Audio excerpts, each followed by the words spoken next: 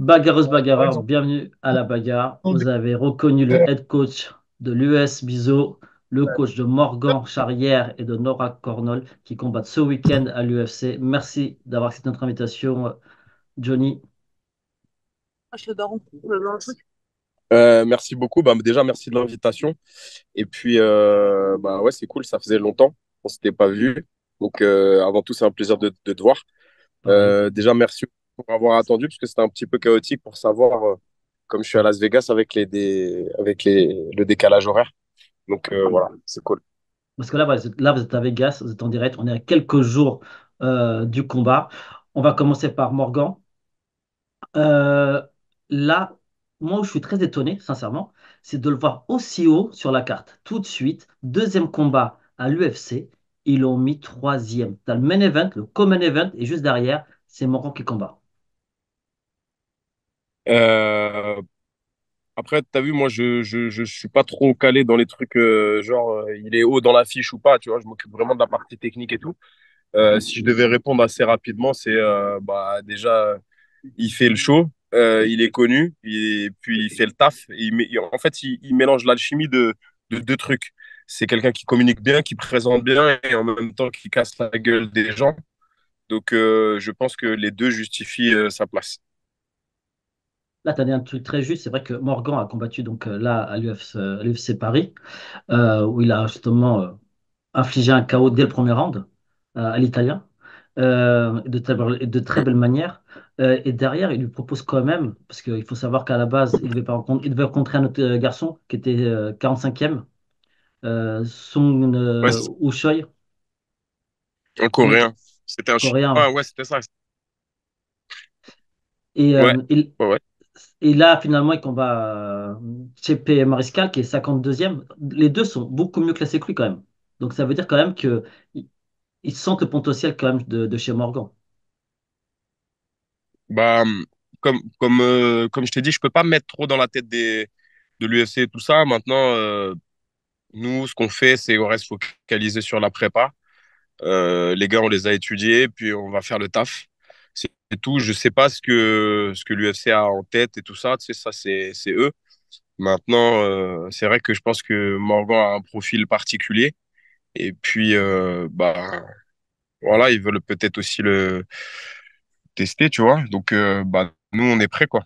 On se prépare, on se concentre sur ce qu'on peut maîtriser, qui est la partie tactique, technique et Ouais, physique. Donc, effectivement. Allez, on rentre dans le dur, on rentre dans ce qu'on aime, la technique, la stratégie. Euh, Tu es un garçon, on sait, très à l'écoute de tes combattants. Tu prends pas les décisions seul par rapport à la stratégie. Tu communiques avec eux, ouais. tu échanges énormément là-dessus. Euh, Si je me risque un peu à pronostiquer, entre guillemets, une tactique, euh, on sait que c'est un striker, et c'est vraiment c'est le point fort de Morgan. Est-ce que vous avez accès encore davantage ce côté qui maîtrise, où il l'a, voilà, où c'est un peu inné chez lui, où vous avez travaillé entre guillemets d'autres points comme la lutte, le sol, vous avez accès un peu plus le travail là-dessus? Morgan, c'est un combattant très, très, très complet. Notamment, les dernières années, on a vu une grosse évolution sur les transitions. Lutte sol, en shootboxing, en cage wrestling et aussi au sol. Euh, Effectivement, on va toujours prioriser, c'est-à-dire il est très puissant et précis. Il a de nombreuses armes. Le travail que son coach Karim Mounadjela a mis en place depuis de longues années porte ses fruits. Progressivement, moi, ce que j'essaie de faire, c'est de mettre toutes les armes sur les côtés pour pouvoir, si l'adversaire il passe dans un trou, ben, on est prêt, quoi. Alors, bah, il est prêt. Et effectivement, debout, on a mis l'accent sur le debout, mais on a une vision holistique du MMA où les parties des équilibres de lutte, de sol et de travail contre la cage sont tous interconnectés. Donc, la stratégie, bien sûr, c'est de le finir, c'est de lui faire le plus de dégâts, puisque c'est un des critères, le critère principal du MMA. Mais on est prêt à un 3 fois 5 minutes, on est prêt à gagner au sol et en lutte. Après, si je devais rentrer dans les détails, ça prendrait assez longtemps pour le podcast. mais en gros, on va jouer sur des timings, des distances différentes. Et à certains moments de chaque round, on a prévu plusieurs, on va dire, tactiques pour pouvoir prendre la victoire. Voilà. On l'a vu par exemple à l'UFC Paris, où justement les frappes étaient très précises. Ils ciblaient les zones qui étaient choisies des frappes, c'était pas du hasard. Il y avait aussi ce côté justement rester au contact sans prendre les coups. Donc il y avait justement ce petit pas de recul nécessaire, ce retrait du buste.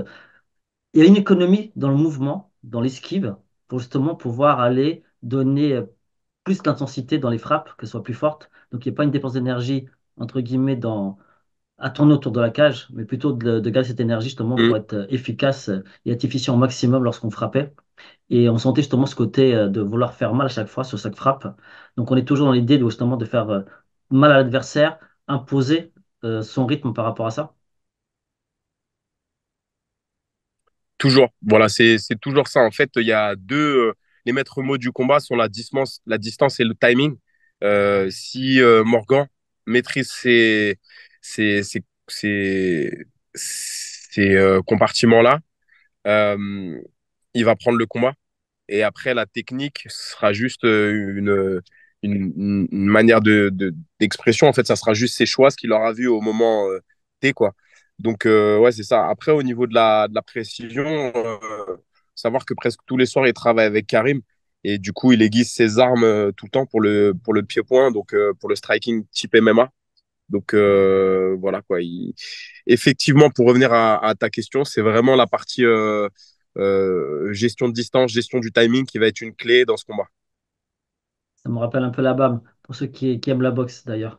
Euh, pour revenir sur ce que tu disais sur Morgan, c'est vrai qu'on a vu que dernièrement, il a énormément pris de masse, très puissant, plus qu'avant. En tout cas, c'est l'impression que nous, on a. Euh, Est-ce que c'est un travail qui a été fait aussi en amont par rapport à l'UFC? C'est-à-dire qu'à l'UFC, on sait qu'aujourd'hui, la lutte a une importance un peu plus qu'à l'époque. Est-ce qu'il est important de gérer vraiment cet aspect-là aujourd'hui lorsque tu es à l'UFC? Alors, il travaille avec Rémi, qui est Rémi Physiosport, qui est son coach pour la partie préparation physique.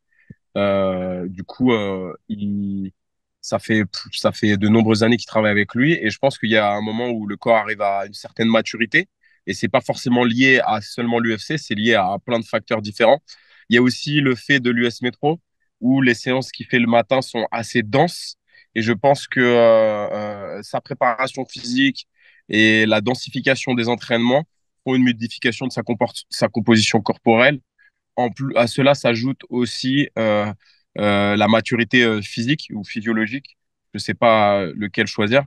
Et donc, on a une augmentation une modification de sa composition corporelle qui, effectivement, se traduit par une augmentation de masse maigre, donc de masse musculaire.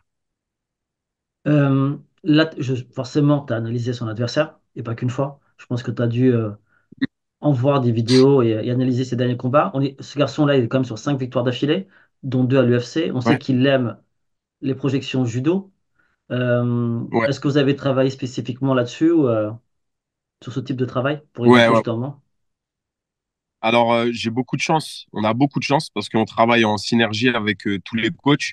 Donc, Karim, Rémi, même les autres coachs du l'ES Métro, puis aussi Sport Mouvement Consulting, je crois que c'est ça. C'est ça, ouais. Et du coup, ils nous ont fait, c'est vraiment aussi une arme secrète, leur travail.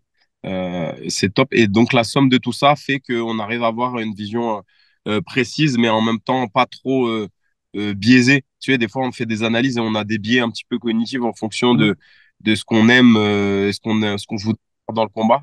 Et là, ça permet d'avoir ça. Je pense que, comme j'avais dit une fois, c'est l'analyse de vidéo, c'est plus de la physique quantique que des maths.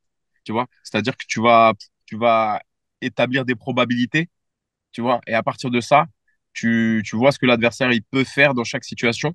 Et bien sûr, il peut sortir toujours une fantaisie ou une nouvelle arme qu'il a travaillée. Alors, le but du jeu, c'est d'imposer notre style le plus souvent possible pour que ce soit lui qui soit en réaction. Donc voilà, ça c'est pour notre approche générale de la stratégie et de la tactique. Maintenant, pour la projection de judo, ben, il travaille avec Mehdi Ben Ali, qui a été champion d'Afrique de judo, et qui est plus lourd que Mariscal, qui combat en MMA, en professionnel, qui a beaucoup de combats en sambo et en MMA amateur, et qui est avec lui en tant que sparring partner. Un des points que j'ai noté sur les dernières préparations, c'était l'importance d'avoir des partenaires d'entraînement qui pouvaient imiter l'adversaire sans se blesser, sans nous blesser. Donc, avait un assez haut niveau de maîtrise technique pour pouvoir limiter sans se blesser et aussi pouvoir varier les niveaux d'intensité en fonction de l'état de forme du combattant, c'est avec le cutting et tout ça, Mhm. pour toujours la ligne de progression et en même temps qu'il soit supérieur dans sa maîtrise des points forts que l'adversaire a, tu vois, pour pouvoir stimuler de manière encore plus dure et plus difficile sur que le combattant qu'on prépare que son futur adversaire. Comme ça, il va être prêt, quoi. Par exemple, s'il a un meilleur timing sur le rail, à Raigoshi, Mehdi, eh ben, où il arrive à partir de plus de positions, Morgan sera d'autant plus prêt. Voilà, en gros, c'est un petit peu ça qui peut le plus, peut le moins, quoi, si tu veux. Donc voilà, c'est un petit peu la méthode qu'on a utilisée avec Mehdi euh, pour Morgan. Et d'ailleurs, Mehdi, qu'on retrouvera très vite au COF pour ceux C'est voilà, ça, qui le suivent. Euh, un des combattant à suivre. garçons très très solides, ouais, pour le coup, très intéressant.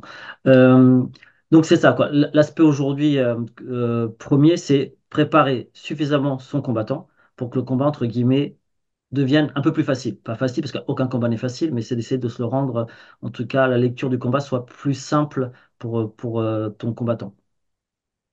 Ouais, en fait, en tout cas, moi, mon approche, c'est de pas être dépendant de la technique, c'est de faire que que le combattant, il est grâce au préparateur physique, grâce au préparateur mental, donc Eric Cara, qui est le préparateur mental de Morgan, grâce au coach de striking et aux autres coachs, donc Diego Rodriguez pour la lutte, etc.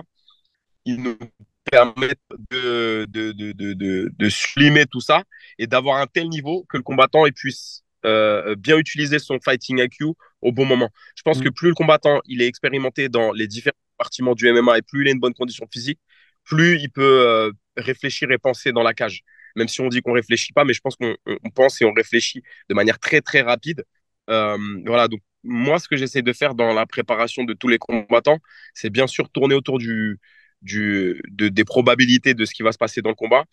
Les points forts, c'était Arnaud Templier qui disait ça à juste titre, c'est Mm. il faut, c'est intéressant de cibler les points forts et de travailler autour des points forts de l'adversaire, aussi de ses points faibles, ce qu'on a pu identifier, mais surtout d'imposer, nous, nos points forts à l'adversaire, ce qui va limiter son rayon d'expression et ses possibilités, et le rendre d'autant plus prévisible. Et pour pouvoir, Après, bon, c'est pour, pas une science exacte. Ouais. pour pouvoir faire ça, justement, est-ce que tu dis l'importance là depuis tout à l'heure des coachs, c'est quand même des coachs, des sacrés coachs hein, que tu as nommés à l'US Métro. Est-ce qu'aujourd'hui, pour pouvoir performer à ce niveau-là, est-ce on doit forcément être bien encadré?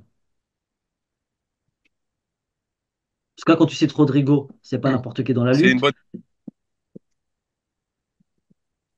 Tu passes Diego, tu veux dire. Diego? Oui, pardon, Diego, ouais. excuse-moi. Oui, Diego. Diego, excuse-moi. Oui, tout à fait, pardon, excuse-moi.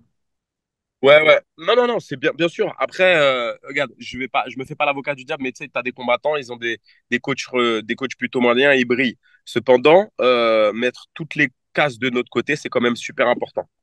Tu vois, c'est quand même super important. Et nous, on essaie de faire ça, de tout cocher pour que le combattant il puisse briller le jour du combat. Donc voilà, après on a la chance d'avoir une belle synergie avec tous les coachs qu'il y a. Donc avec Karim qui est à BAM Mm. l'héritage et nous à l'US Métro avec Rémi aussi. Mm. Donc et puis Erika. Donc voilà, je pense que c'est un plus, mais de plus en plus, Eric d'ailleurs le dit, hein, c'est un pit stop, tu sais, pour les Formule 1. Chacun a son rôle, chacun a un rôle très précis. Et plus chacun est performant, plus le combattant a des chances de performer. Donc je pense que voilà, je définirais comme ça l'importance du coaching. Donc là, pour essayer de résumer un tout petit peu, Morgan est prêt à mettre un KO, à faire un finish, ou sinon à gagner à la décision. Dans tous les cas, voilà, l'objectif est forcément de remporter son Et à, combat. et à finaliser. Franchement, Oui. il peut le finaliser. Il peut mettre KO. Euh, euh, il, il est prêt en tout cas. Après, ça sera dans le combat que on va voir le déroulement. On sait que aujourd'hui, forcément, les orgas, c'est du show avant tout, surtout lorsqu'il y a des pay-per-view. Donc, ce qu'elle demande, c'est avoir aussi du show dans la cage, on sait. Et finaliser, forcément, c'est aussi son intérêt pour l'orga. Si derrière Morgan finalise, est-ce que tu penses qu'il pourra rentrer assez rapidement dans un top 30? Écoute, je connais pas bien le système des tops et tout ça. Je t'ai dit, je suis vraiment focalisé sur la partie technique et tout. Je me focalise vraiment, vraiment là-dessus. Mais de toute façon, n'importe quelle victoire le fera monter. De toute façon, et plus la victoire est spectaculaire, plus ça va le faire monter. Mais de notre côté, il est prêt à tout, à finaliser d'ailleurs sur à peu près n'importe quelle soumission en dessous au-dessus. Cependant que je pense de ce que je vois, plus la victoire vient par KO et plus le KO est expéditif, plus le fait de monter dans les classements semble et monter en classement semble favoriser. Donc c'est ce que je peux noter. Après, pouvoir prévoir la montée dans le top 30 comme ça, je ne sais pas, mais en tout cas, quelle que soit la victoire, je pense que ça va favoriser sa montée en tout cas. Tu as une autre combattante qui combat aussi le même soir, qui est Nora Cornell, qui a rejoint l'US Metro. C'est ça. Euh, donc, est-ce que c'est la même approche de travail lorsque tu as une combattante que tu ne connais moins, en tout cas, parce que Morgan, ça fait longtemps que tu as la chance de le coacher.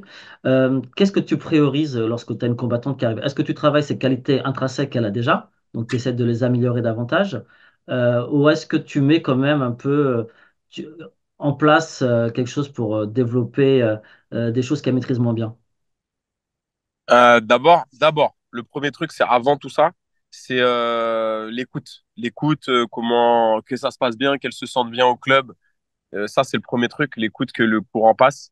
Et une fois que ça se passe bien, qu'on a appris à se connaître un petit peu, on peut commencer à parler de performance. Après, là, ça a été plus vite que prévu, parce qu'effectivement, elle avait directement un combat de prévu, même s'il a été repoussé, pardon. Je la connaissais puisque elle avait battu une des combattantes que j'avais préparées, Marie Loiseau. Maintenant, elles Hmm. sont partenaires, également, donc c'est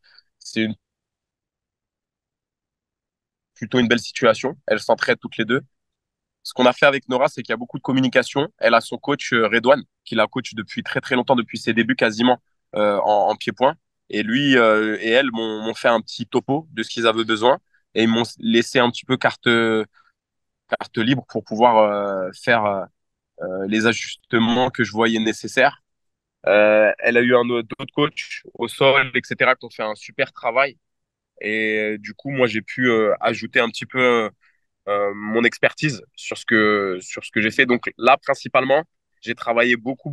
Nous avons travaillé beaucoup avec Diego le travail de shootboxing, c'est-à-dire être capable de défendre les takedowns, mais aussi d'attaquer dans le striking de MMA, les déplacements dans la cage, le cadrage et les déplacements offensifs et défensifs, ainsi que la lutte contre la cage, principalement défensive, en rajoutant des dégâts, en tout cas défensives sur les déséquilibres et offensives dans les dégâts. Donc c'est ce qu'on a travaillé.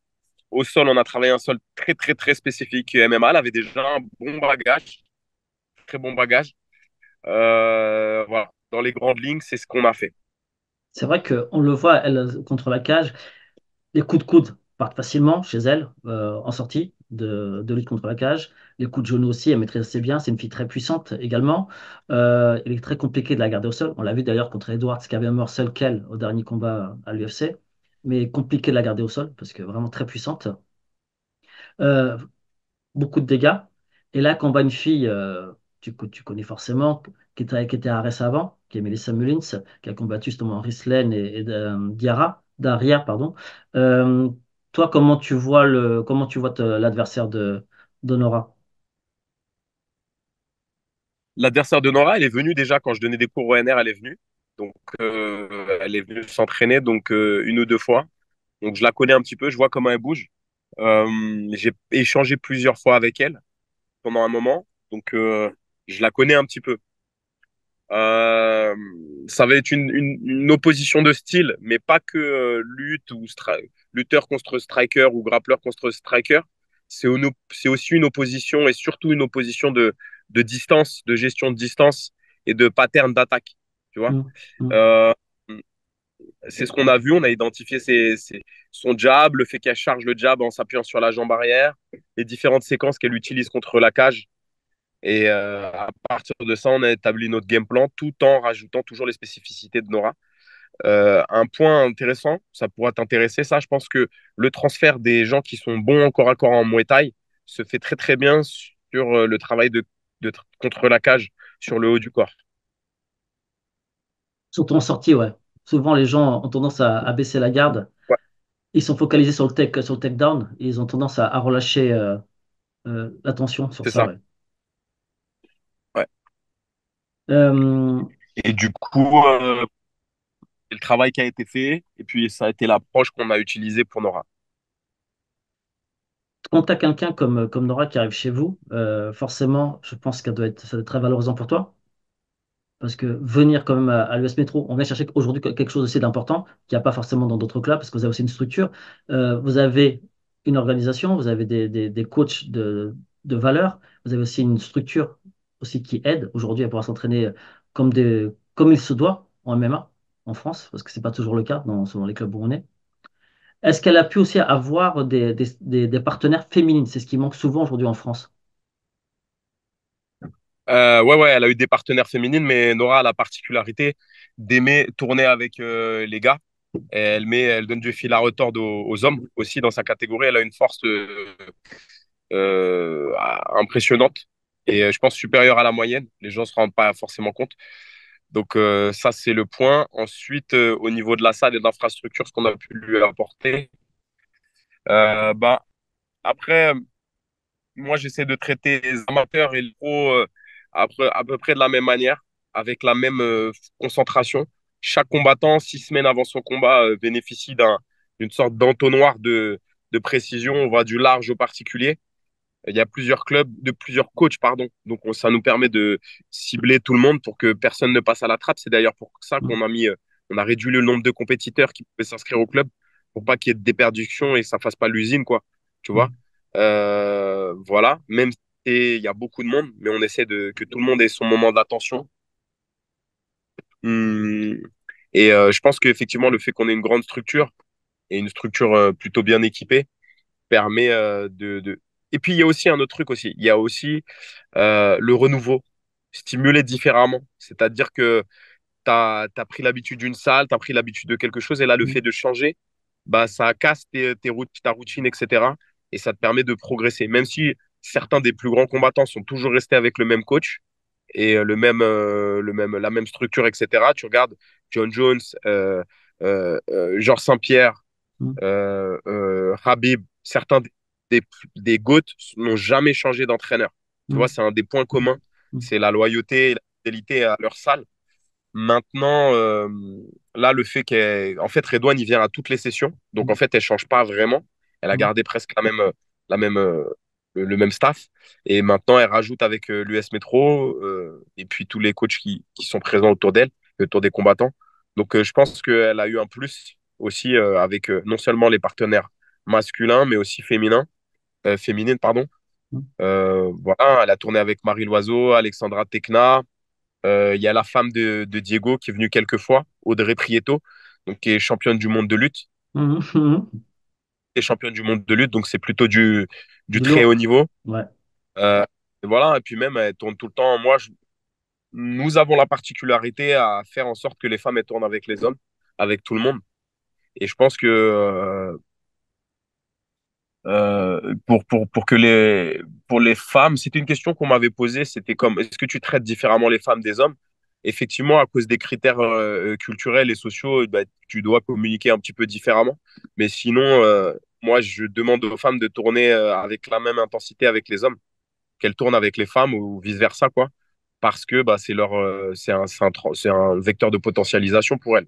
Si elles arrivent à tenir un homme de la même catégorie et à peu près de la même expérience. Imagine dans la cage ce que ça donne. Donc ça peut être difficile, Mm. mais en tout cas, c'est les prérequis chez nous.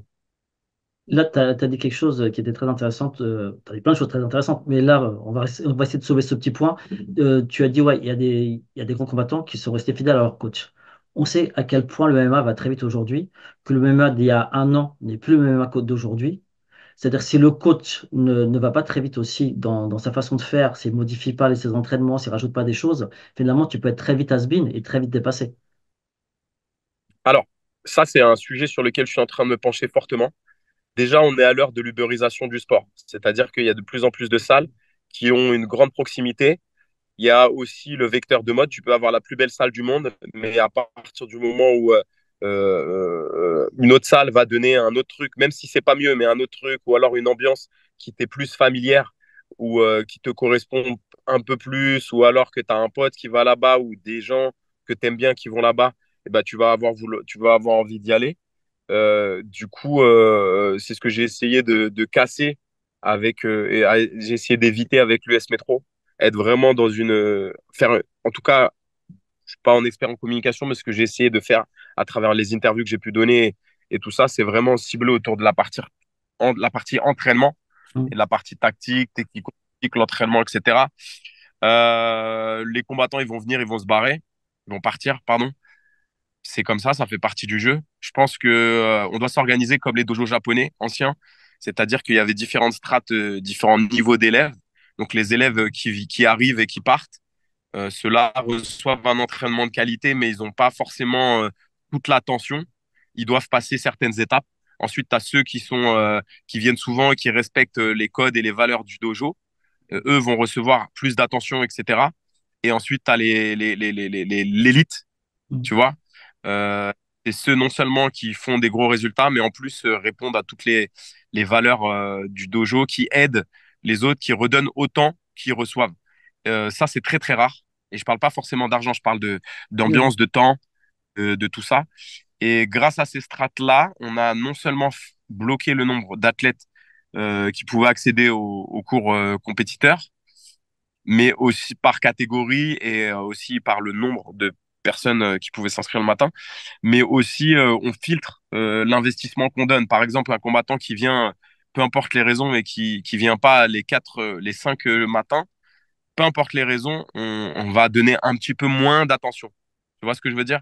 Ça permet de créer une équité de, de, de, de traitement chez les combattants et ça fait que c'est pas forcément le combattant le plus connu qui va être aidé le plus, c'est celui qui va rendre le plus au dojo et qui va. Voilà, c'est un système en réseau, quoi. Tu donnes, tu te redonnes et ça Oui, avance comme ouais. ça. Euh, Ce système-là, on le dit même pas, hein, tu vois. Mm. On le dit même pas. Quand tu vois un gars qui va à gauche, à droite tout le temps et qui casse un peu la synergie pédagogique et de l'ambiance de la salle, ben, il vient, il est toujours le bienvenu, mais il va recevoir un petit peu moins. S'il re-rentre, s'il comprend le système et après il re-rentre dans le, dans la logique de fonctionnement de la salle, il va recevoir un peu plus. Voilà. Avant, je faisais un peu trop de l'abbé Pierre, maintenant, je le fais moins. Mais je le dis même pas, tu vois. Mm. Je le dis même pas, je le fais ressortir par le fait de pas tenir les parades d'ours au gars, le fait ah, t'as un combat, bah, c'est très bien, on va t'aider, mais par contre, tu vas pas avoir les plus parce que ben, t'étais pas là pendant toute ta préparation, tu n'étais pas là pour aider les autres. Et même si tu es une star, ben, si tu rends pas aux autres, tu vas recevoir juste le service, t'auras pas le premium. Tu vas avoir le service minimum syndical du coach qui doit faire ta stratégie, qui doit t'accompagner et tout ça, mais il y aura pas les plus, quoi. Tu vois. Mm. Et des fois, les plus, c'est ce qui fait gagner. Voilà. Et de toute façon, ça fait le tri, tu vois. Aussi, il y a plein de clubs qui ouvrent et je pense que c'est très, très bien parce que de par ce flux, on va pouvoir voir qui sont les vrais et qui ne le sont pas. Quand je dis les vrais, ça veut dire ceux qui correspondent à l'ambiance de telle ou telle salle. Et puis pour les combattants aussi, c'est bien parce qu'ils vont découvrir d'autres salles, d'autres équipements, d'autres ambiances, d'autres méthodologies et parfois d'autres salles vont mieux leur convenir. Donc du coup, de favoriser ce flux tout en permettant de récompenser ceux qui correspondent à l'ambiance et aux attendus de la salle, Je pense que ça s'adaptait bien au marché et à la dynamique du MMA actuel. C'était un peu long, mais je pense que c'était intéressant d'en parler. Non, c'est super intéressant. Et toi-même, tu sais, on peut en parler pendant des heures. Et d'ailleurs, il faudra que tu Ouais, reviennes pour qu'on parle spécifiquement de ces choses-là.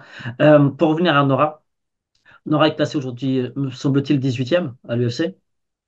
ouais. Euh, Forcément, quand tu es 18e à l'UFC, tu pas loin du top 10. T'es pas loin d'aller, tu vois, aller tutoyer, tu vois, les sommets très rapidement.